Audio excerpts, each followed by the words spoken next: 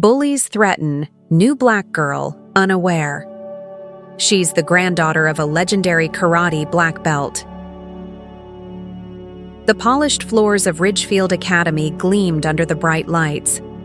Amara Daniels walked quietly, a soft rhythm in her steps. She held a small, worn book against her chest, its pages filled with lessons most people would never understand. Students glanced at her, whispering behind hands, some snickering, others just staring. She didn't respond. Eyes forward, shoulders back. Calm. What they didn't know, what no one knew, was that Amara had been trained in silence, in control. Taught by a man who once brought champions to their knees without ever raising his voice. They saw a quiet new girl. They didn't see the storm she had learned to master. The move to Ridgefield hadn't been her choice. She hadn't even unpacked all her boxes yet. Her mother called it a fresh start, but Amara knew better. This was running away from what happened at the last school. This was starting over. Again. As she stepped into the school building for the first time, everything felt tight. The uniform blazer was stiff. The hallways were too quiet, too clean. Everyone looked the same. Polished, practiced, perfect. She didn't. And that made her a target before she even opened her locker. Her fingers brushed over a photo inside her notebook. It was her and her grandfather, both in their karate uniforms. She looked so small next to him then, but she remembered how strong she had felt. Back then, she believed no one could touch her, not with him by her side. Now she was here. Alone. "Hey, watch it," a boy grunted as he brushed past her, even though she hadn't moved an inch. He didn't look back. She didn't say anything, just closed her locker and walked to class. First period, AP History. Mr. Williams didn't even look up when she entered, just pointed at an empty seat in the back. She sat quietly, trying not to feel the eyes that followed her. She could hear them whispering already. "Who's the new girl?" "Atlanta, I think." "She's weird. Look at that book she's carrying." Then Mr. Williams called on someone to talk about World War I reparations. A boy near the front, broad, shoulders, smug face, answered, Something about Germany getting mad about money?" Laughter, a few snorts. Amara's hand rose. It was quiet, but steady. It was Article 231, the War Guilt Clause. Germany had to take full responsibility and pay 132 billion marks. The room fell silent. Even Mr. Williams looked surprised. "That's correct. Thank you, Miss Daniels." The boy turned in his seat and looked at her. His smile was gone. His eyes were sharp now, like he'd just decided something about her. And not in a good way. By lunch, she'd already been bumped into twice and had someone knock her pencil case off her desk. "Accident," they said. She found an empty table in the far corner of the cafeteria. Unpacked the bento box her grandfather had made. Rice, vegetables, and grilled chicken, arranged just right like always. Across the room, a group laughed loudly. One of them pointed. She didn't look. She didn't have to. She knew they were talking about her. A girl with curly hair glanced her way, then looked down quickly. At least she didn't laugh. Later that evening, Amara stood in the small backyard at her grandfather's house. The grass was trimmed short, and in the corner stood a wooden training dummy worn from years of use. She stood barefoot on the stone patio, closed her eyes, breathed in, moved through a kata, slow, graceful, practiced. Each motion was controlled. From behind her, a quiet voice. "You're stiff in the shoulders." She turned. Her grandfather was watching, hands behind his back. "I'm trying," she said. He nodded. "Try less. Trust more." She took another breath. This time, her movements flowed. She didn't have friends here. Not yet. But she had this. Discipline, focus, control. No matter what came at her tomorrow, she would face it like she always had, with silence and strength. The next day, Amara stepped off the front porch before sunrise. The town was still, blanketed in the quiet that only early mornings bring. Her grandfather was already in the garden, raking the sand into slow, thoughtful lines. He didn't look up, but said, "Keep your eyes soft today, not sharp. Let the day pass through you." She nodded and walked toward school. Inside Ridgefield Academy, nothing had changed. The students still talked in groups she wasn't part of. The whispers were still there, but Amara walked as if she didn't hear them. She had shortened her skirt by half an inch, just enough to keep Mrs. Peterson at the front office from making another comment. She'd memorized her class schedule, learned the fastest routes to each room, and figured out which bathroom stayed the quietest between second and third period. It wasn't about fitting in, it was about avoiding friction. At lunch, she returned to the same corner table, alone again. But something felt different today. She could sense eyes on her, not just the usual stares. Curious, but not cruel. Across the room, the same curly-haired girl from yesterday, Maya, sat with a group of friends. She kept glancing over, not sneering, not laughing, just watching. Amara lowered her gaze and opened her lunchbox. Moments later, a thud echoed across the cafeteria. A full tray of spaghetti splattered across the floor and across her skirt. Laughter erupted. Amara didn't react. "Oops," said a tall boy in a varsity jacket, not even pretending it was an accident. Tyler, one of Brent's followers. He smirked, like it was a performance and she was supposed to fall apart for the crowd. But Amara didn't give them that. She stood still for a moment, then slowly knelt and began cleaning the mess with napkins. Her face was calm. Her hands didn't shake. Across the room, Maya sat frozen, watching. Once she'd cleaned it up, Amara calmly tossed her ruined lunch in the trash and returned to her table, opened her book, and began to read. Maya whispered to her friend Zoe. She didn't even blink. That was weird. Zoe shrugged. "I heard she was kicked out of her old school for fighting."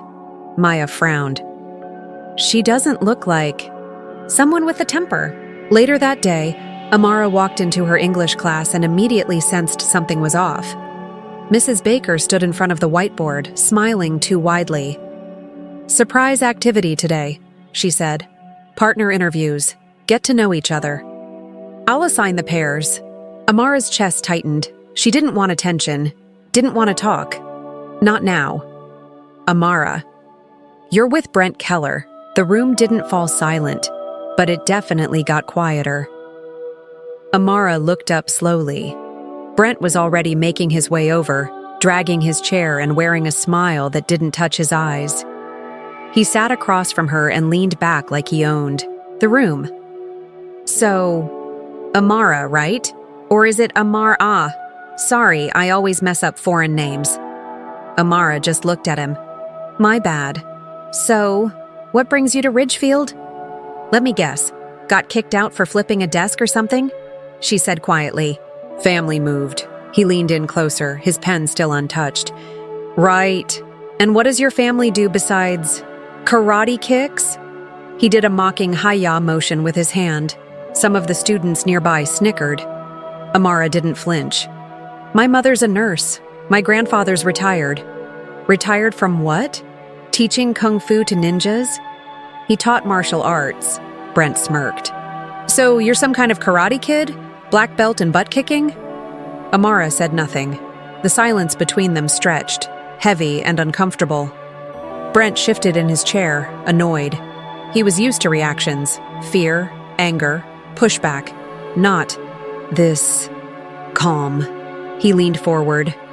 "You think you're better than us?" Mrs. Baker walked by. "Remember, ask about hobbies." Brent grinned again. "Football, wrestling, winning. You?" Amara answered softly. "Discipline." "What?" she repeated. "Discipline," he scoffed. Whatever. By the time class ended, Amara had a headache, not from Brent's words, but from the weight of staying composed. As she packed up her things, Brent leaned in close and whispered, "You can't hide behind that calm forever. Sooner or later, you'll crack." She didn't answer. She just walked away. The next morning, she arrived at her locker to find a crowd gathered nearby, not speaking, just watching. She walked forward slowly. The crowd parted. Someone had taped a cartoon to her locker, a stick figure in a karate stance with exaggerated lips and hair. Kung Fu Barbie, written in thick black letters.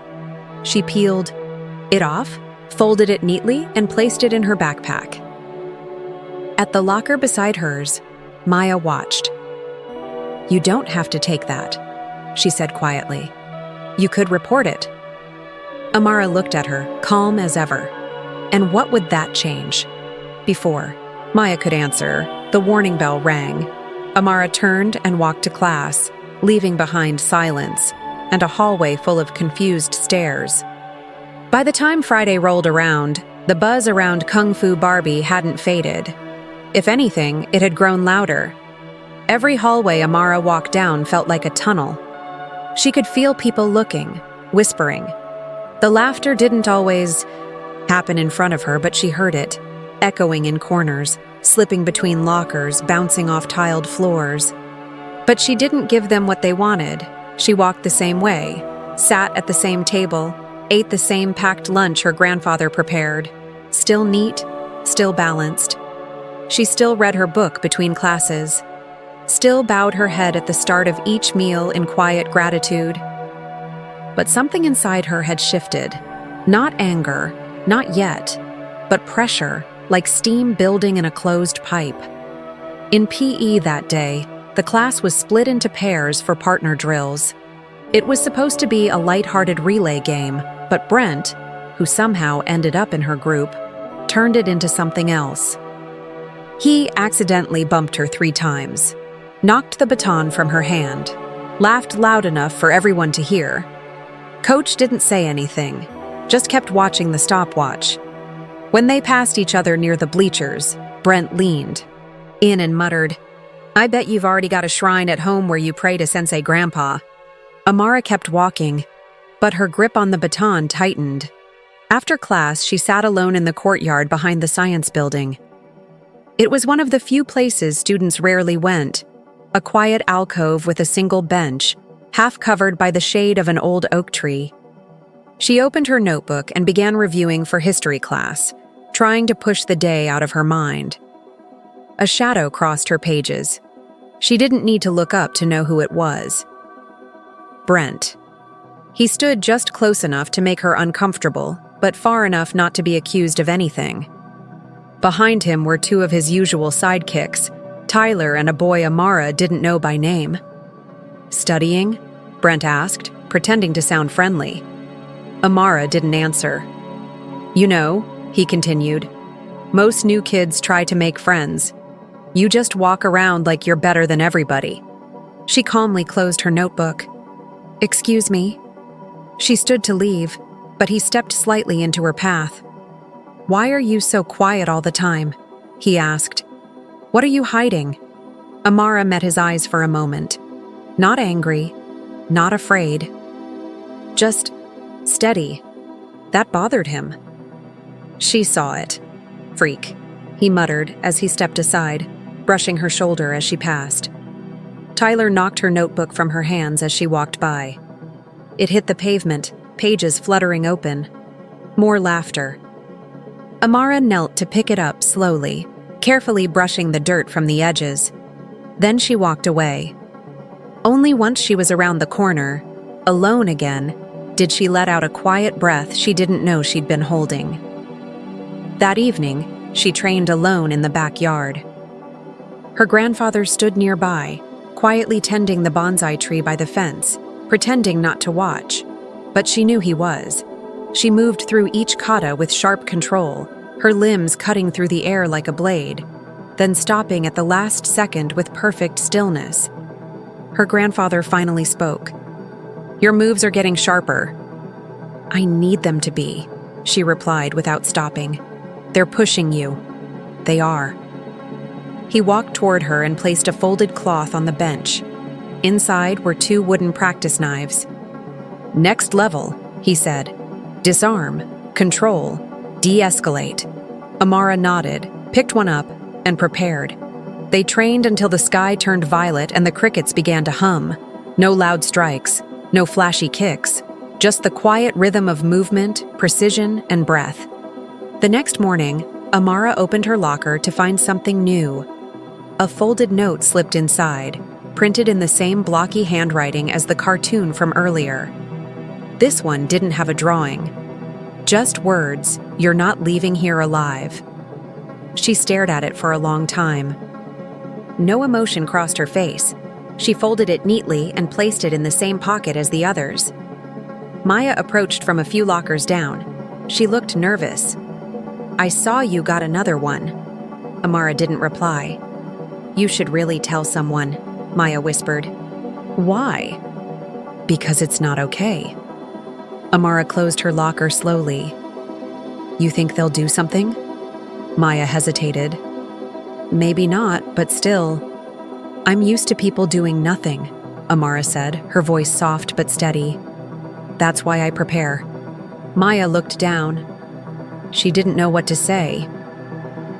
That night, Amara sat beside the small fire pit in the backyard. She pulled the note from her pocket and stared at the words again. Then, without a word, she lit a match and dropped it into the flames. The paper curled and blackened. From across the garden, her grandfather watched. He didn't say anything. He didn't have to. At school the next day, the air felt different. Not lighter, heavier, if anything. Brent wasn't just bullying anymore. He was preparing something. Everyone could feel it. Even the teachers looked on edge, like they could feel something boiling beneath the surface but didn't know how to name it. Students were whispering more, glancing between Amara and Brent when they passed each other in the halls. Something was coming. Everyone could feel it, but no one knew when it would break. Monday morning began like most. Gray sky, cold wind, and a quiet that didn't match the tension building in Amara's chest. She didn't sleep much the night before. Not because she was afraid. Fear had long since burned off. What remained now was a kind of clarity. Something was coming, and she needed to be ready. Inside Ridgefield Academy, Brent Keller was quiet. That alone made people nervous. For someone who loved to be loud, loved to dominate every room with jokes, slaps on the back, and mocking chants, his silence was unsettling. He moved through the halls with purpose now. His gaze, once cocky, had grown cold, focused, like a storm preparing to hit land. Tyler and Jordan, his usual shadows, stayed close. But even they looked uneasy. Whatever Brent was planning, he wasn't sharing everything. During lunch, Maya approached Amara's usual table, not to sit, just to hover, half apologetic, half afraid. "They're planning something," she said quietly. "I don't know what, but it's big. Brent told Tyler to keep his Friday night open." Amara looked up from her bento box. "Why are you telling me this?" Maya's face flushed. "Because I'm not okay with this anymore. I thought, maybe if I stayed close to them, I could stop things from going too far. But this is different. He's obsessed now with you." Amara didn't blink. "Why not go to a teacher?" "You think they'll listen to me? After I've been hanging around them this whole time?" Maya looked down. "They'll think I'm making it up." Amara said nothing. But Maya didn't leave. She stood there, caught between guilt and some stubborn thread of hope that maybe Amara still saw her as something more than a coward. "Whatever's coming," Amara finally said. "I'm not running." Maya nodded, her throat tight. "I didn't think you would."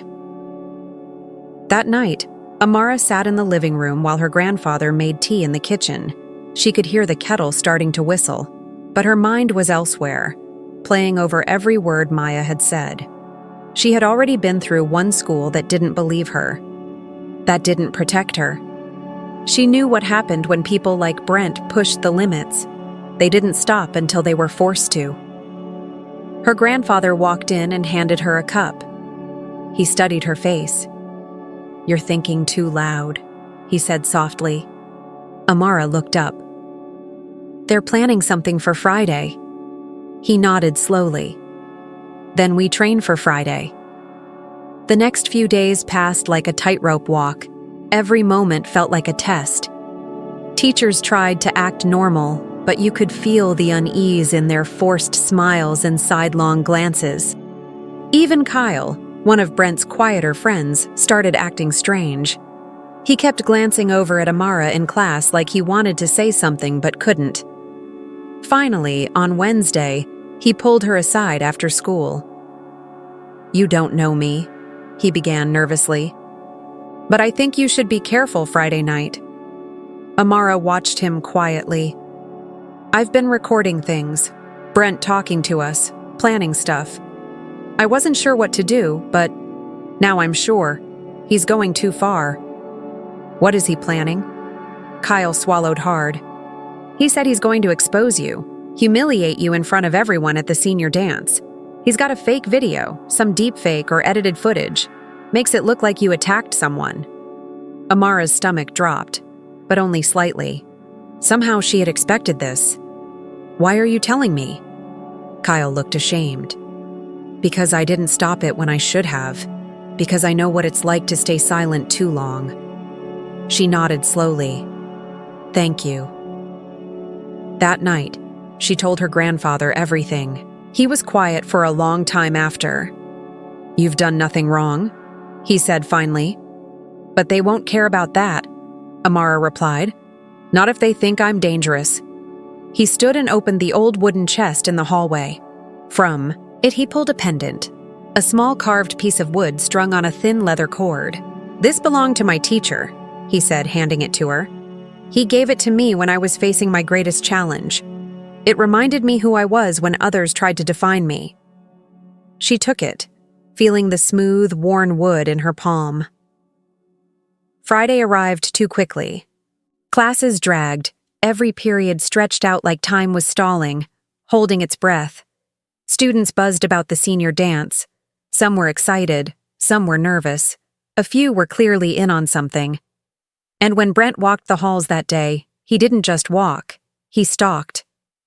Like a hunter who knew exactly where his prey would be. After school, Maya approached Amara at her locker. She looked pale. "He's going to do it tonight. The live stream, the video, everything. He's even got Tyler setting up lights at the gym. He wants it to look like a real show." Amara met her eyes. "Then I'll be there." Maya's voice cracked. "No, you don't understand. You're walking into a trap." "I do understand," Amara said. "And I'm not walking in. I'm standing still." Maya's eyes welled with tears. "I'm sorry. For everything." Amara gave her a small nod. "You still have time to choose who you are." That evening, Amara stood in front of her mirror. She wore a simple blue dress. No makeup, no jewelry, except the pendant around her neck. Her mother knocked gently. "You look beautiful." Amara turned, smiling faintly.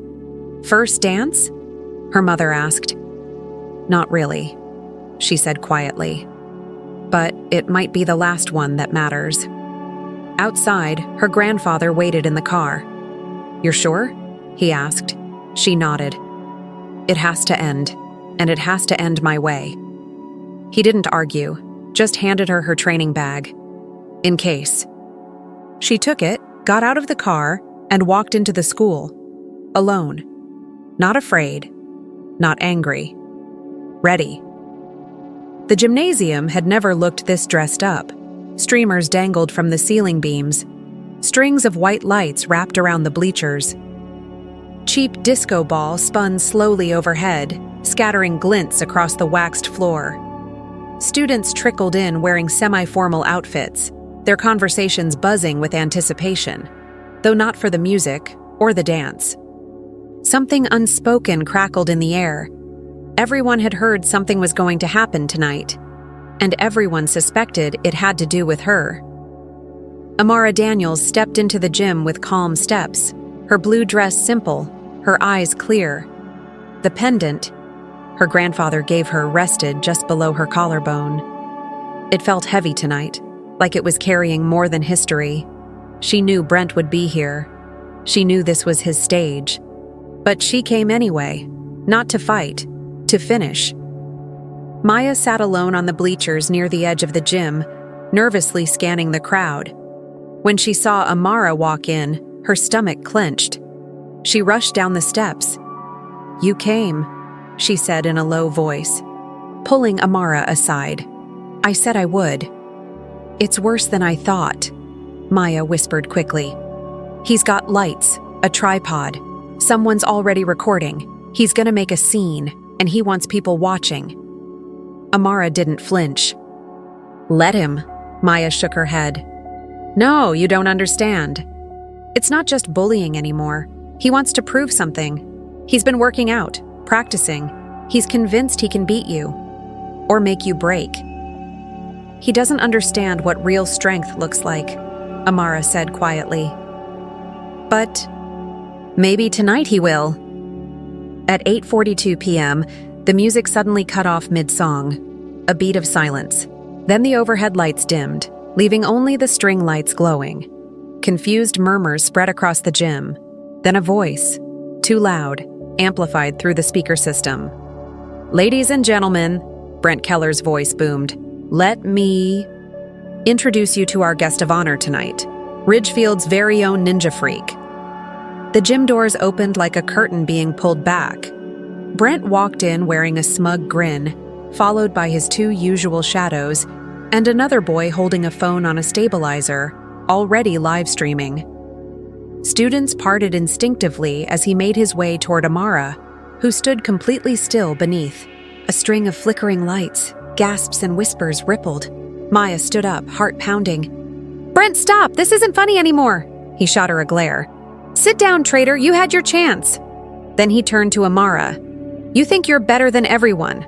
Quiet little monk with your karate magic. But tonight, you get exposed." He pulled out a printed photo and held it up to the camera. "For anyone just tuning in, this is her grandfather, Elijah Daniels, legendary black belt, champion fighter. And this," he said, shoving another paper toward the camera, "is a frame from the video we're dropping after the stream. See that? That's her attacking a student in Atlanta." Maya gasped. Kyle, watching from the edge of the gym, quietly, reached into his jacket and started recording. "Again, that's fake," Amara said, her voice calm and clear. "You edited it," Brent smirked. "Maybe, but truth doesn't matter anymore, does it?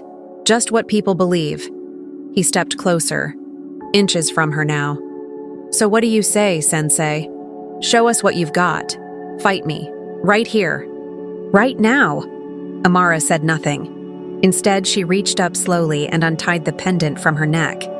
She placed it in Maya's hand without speaking, then stepped away from the crowd toward the center of the gym.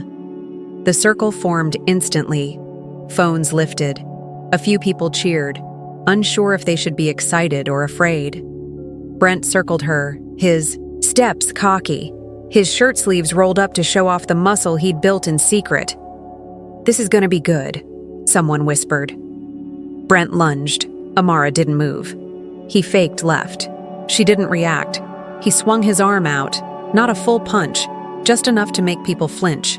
Still, nothing. Then, a real strike, quick and clumsy, aimed at her shoulder. With a single step, she turned her body. The punch missed her by inches. Gasps. From the crowd, Brent tried again, this time faster. She ducked under it, her motion so smooth it looked like part of a dance. "What's the matter? Too scared to fight?" He spat. Another swing. This time, Amara caught his wrist. Gently, like catching a falling leaf. She twisted just enough to make him stumble, using his own momentum. His feet slid out, and he hit the floor hard on one knee. People shouted. Some laughed. But the mood had shifted. He stood, furious now. Stop dodging and fight me! Tyler stepped forward from the circle. You want help? Brent snarled. Yeah. Let's give her a real test. Tyler lunged, sloppy and fast. Amara didn't strike. She moved, shifted. His shoulder crashed into Brent's chest, knocking them both backward. By now, most people weren't cheering anymore. They were watching. Carefully, phones down, Amara walked back to the center. I don't need to fight you, she said softly. You've already lost. Brent charged again, blind with frustration. This time, she stopped him. One hand caught his wrist. The other pressed lightly on his elbow. He dropped to the floor again, this time groaning in pain, but no bruise, no mark, only embarrassment. The crowd had turned completely silent. You don't even know how strong you are, she said. And that's what makes you dangerous. Behind her, Kyle finally stepped forward, holding his phone up. Everyone needs to hear this, he said. Brent made the fake video. I've got audio, screen recordings, everything. He's been planning this for weeks. Brent froze. The blood drained from his face.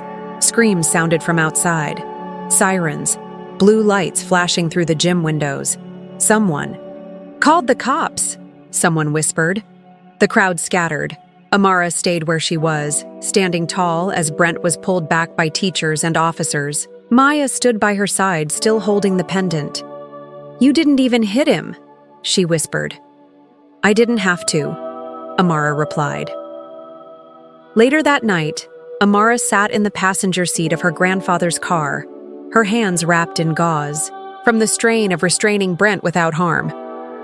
You did what I couldn't have done at your age, Elijah said quietly. You ended it without violence. That takes more than training. Amara looked out the window as the gym faded in the distance. I didn't want to break him, she whispered. Just stop him. Elijah nodded once. That's what makes you different. And in the silence between them, Amara finally felt something she hadn't in weeks. Not relief, but peace. The gym had returned to normal the following Monday. Fluorescent lights, dusty bleachers, the smell of floor polish and forgotten sweat. But Amara wasn't there to see it. She sat at home, cross-legged on the floor of her bedroom, a thick layer of morning stillness wrapped around her. Her grandfather sat nearby, silent, the soft click of prayer beads sliding through his fingers, the only sound, suspended, again. It didn't matter that there were witnesses. It didn't matter that Brent had lunged first. It didn't matter that the video Kyle submitted showed everything. Amara had defended herself. But because it had happened in front of the whole school, and because the school board feared how it looked, they called it disruptive. 5 days suspension. No one said it out loud, but she knew what they meant. A quiet black girl with martial arts training. That made people nervous, even when she wasn't the one to start the fight. The emails started that afternoon, some from teachers, short apologies, vague regret. Some from students, more sincere, longer. Messages from kids who said they'd always wanted to speak up, but hadn't. Who told her she'd inspired them, and one from Ethan, a younger student who walked differently, who people often ignored. He wrote, "Thank you for walking with me that day. People stopped laughing when you walked beside me. I didn't even know your name. But now I do. I won't forget it." Amara read it twice, then set her phone down and stared at the ceiling, trying not to cry. Later that evening, Maya showed up. At the front door, she was out of breath, like she'd been debating the walk the entire way and finally just did it. "Your mom let me in," she said, holding her backpack tightly. Amara stepped aside. They walked out to the backyard and sat by the garden bench beneath the cherry tree. The wind was light. It smelled like soil and new spring. "I wanted to say everything," Maya began, "because I should have said it sooner." Amara didn't interrupt. "I was scared of Brent. And honestly, I was scared of you too. You were just so calm." so together. You never showed anything. I thought maybe you were cold." She swallowed hard. "But now I get it. You weren't cold. You were holding everything." Silence passed between them, gentle and heavy. "I don't expect you to forgive me," Maya added, "but I wanted you to know the truth." Amara looked over at her. Her voice was quiet when she replied, "I don't need to forgive you. That's not what you need." Maya blinked. "Then what?" "You need peace, and that doesn't come from me. That comes from choosing differently next time." The next morning, Amara sat with her grandfather in the garden. He handed her a letter from Ridgefield Academy, an invitation. Despite the suspension still being in effect, the school had decided to hold a community forum, a kind of public discussion. In the wake of recent events, they were inviting Amara and her grandfather to attend. Elijah raised an eyebrow. "Do they mean inviting or putting you on display?" "I don't know," Amara said, "but I'm going." "Even after how they handled it?" "Yes," she said, "because silence is only useful when it protects peace, not when it protects injustice." Elijah smiled at that. "You speak like a teacher now." The forum was packed. Teachers, parents, reporters from the local paper, students sitting in chairs in the back rows, pretending to be casual while their phones recorded everything. Principal Reynolds opened the event with stiff remarks about campus safety, conflict resolution, and student accountability. Then, a woman in the front row raised her hand, Patricia Thompson, Ethan's mother. "My son told me something," she said calmly. "He said a girl once walked beside him in the hallway. She didn't say anything. She just walked. But the others stopped laughing. You don't always need noise to make a difference." She turned to Amara. "You didn't scare my son. You protected him." A few heads turned, more hands raised, and, slowly, the tone of the room began to shift. A father stood up. "Why are we more afraid of the girl who controlled herself than the boy who attacked her?" Another, "If my daughter had even half that grace under pressure, I'd be proud." Not. Everyone agreed. There were still some parents, tight-lipped, arms crossed, who insisted Amara's presence made them uncomfortable. But no one could deny the truth of the videos or the strength of the silence Amara had held for so long. Later that week, Amara returned to school. The hallway didn't feel like a trap anymore. There were still whispers, but now they sounded different. Not mocking, not cruel, just curious. Kyle approached her at her locker. He looked nervous but determined. "I've been thinking," he said, "about what I didn't say, what I didn't do sooner. Brent used to pick on me too. Not like he picked on you." "But enough." Amara waited. I think I want to do something with the recordings, not to ruin him, but to show people how it builds, how someone like him gets to that point." Amara nodded. "Stories matter. Would you help me tell it?" She didn't smile. But she didn't say no. That weekend, Maya launched the first post on a new student blog she called Silent Warriors. It wasn't flashy, it wasn't viral, but it was real. The first entry was a short essay written by Amara. She called it The Path of Peace. In it, she wrote, "Strength is not loud. It's not in fists or fury. Strength is in the pause before the punch, in the breath between insult and reaction, in the decision to walk instead of hit. I didn't come here to fight, but I won't let silence be used against me anymore." Within 48 hours, the post had over 1,000 views, not just from Ridgefield, but from schools across the county. One student left a comment, "I didn't know you could win without hitting back. I thought silence was weakness. I think I was wrong." That night, Amara sat alone in the dojo behind her grandfather's house, the same floor where she learned to bow before standing, to fall before rising. She moved slowly through a kata, Not rushed, not sharp, just flowing. Every motion held something. Memory, power, grief, calm. At the end, she stopped in the center of the mat, closed her eyes, and smiled. Just a little. She didn't need to prove herself anymore. She had stood still, and that had been enough. 1 year later, cherry blossoms fluttered gently through the spring air, drifting across the courtyard of Ridgefield Academy like soft confetti. The school looked the same. Same red brick walls, same polished floors, same morning bell echoing across the quad. But everything had changed. Amara Daniels walked down the hallway with quiet confidence. Students nodded as she passed, not out of fear, but respect. Some stopped to say hi. A few asked about the next self-defense workshop. She answered each one with calm words and a patient smile. The same calm she had carried into a storm, months before, now moved freely through her like breath. She wasn't invisible anymore. But she had never wanted fame. She wanted impact. After the gym incident, things didn't shift all at once. There was resistance, as always. Parents who clung to their fear.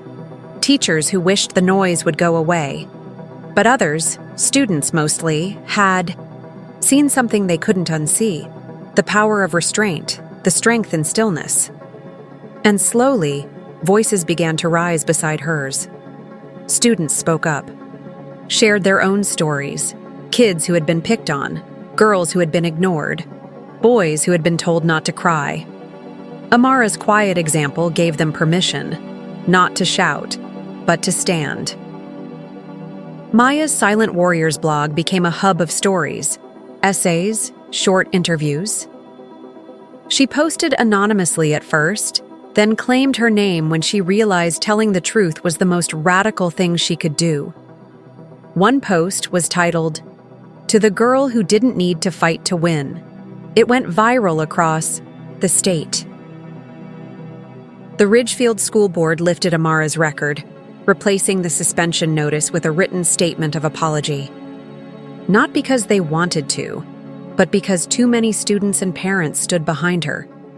And when Brent's father filed a civil suit, accusing Amara and her grandfather of creating a hostile environment, the truth came crashing in.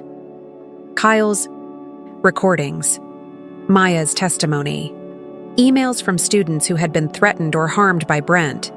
A full investigation revealed a pattern of intimidation spanning years, multiple schools, and multiple victims. The case was dropped, and Brent was sent to a behavioral rehabilitation program. No one cheered, not even Amara. Because this wasn't about punishment. It was about ending a cycle. Months later, with the quiet help of a civil rights lawyer named James Thompson, a new initiative launched in Ridgefield. Balance House, a community dojo offering free self-defense classes and conflict resolution workshops for students across the county.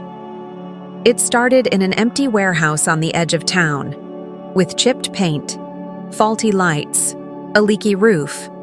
Amara and Elijah fixed it up with their own hands. Volunteers painted walls, donated mats. Parents brought snacks. Students swept floors. On the first day, 5 students showed up.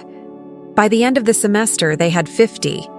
Amara's first day as a lead instructor was quiet.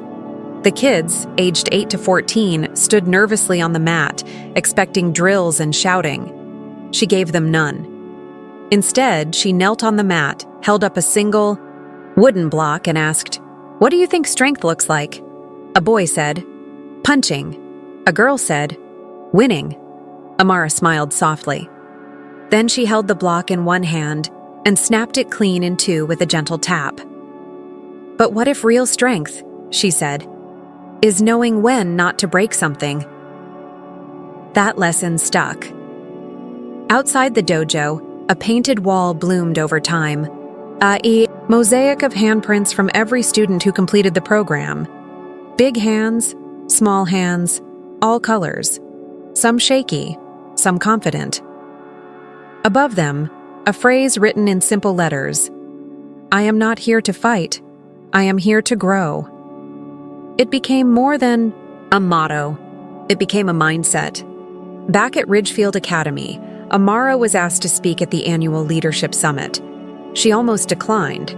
Public speaking still made her nervous, but her grandfather reminded her, the strongest voices aren't always the loudest. But when they do speak, people listen. So she stood at the podium in a clean white GI, black belt tied firmly around her waist, and said, I was never trying to be strong. I was trying not to be broken. But I learned something. Stillness is not weakness. Silence is not surrender. You don't have to strike first to stand your ground. You don't have to shout to be heard. You don't have to break others to protect yourself. She looked out at the crowd, students, teachers, parents, and for the first time in her life, she didn't feel small. She felt solid, rooted, seen after. The speech, a group of younger students gathered around her. One asked, Were you ever scared? Yes, she said without hesitation. Every day. I just never let fear make the choices for me. Another asked, What do you do when they won't stop coming after you? Amara looked at them gently. You stay centered. You find the part of yourself they can't reach, and you build a home there. On graduation day, Amara stood between her mother and grandfather in her navy cap and gown. Her name was called. She walked across the stage. Not the loudest cheer, not the longest applause, but the most meaningful one. Elijah stood when she accepted her diploma, his posture straight, his hands clasped behind him. His face, usually still, carried the faintest trace of pride. Later, in the garden, he handed her something wrapped in cloth. She opened it slowly. It was his original black belt, worn, frayed, but still strong. I've taught you everything I know, he said softly. And you've taught me what comes next. She didn't cry, but she felt the weight of it, not just the belt, the trust, the responsibility, the beginning. That summer, Balance House expanded. Maya helped design the flyers. Kyle led a tech program for kids interested in storytelling and video editing. Ethan became the youngest student to complete the beginner's course. And Amara? She kept teaching. But more than that, she kept listening, watching, being present, because the world was still noisy, still cruel sometimes, but in her small corner of it, a stillness remained.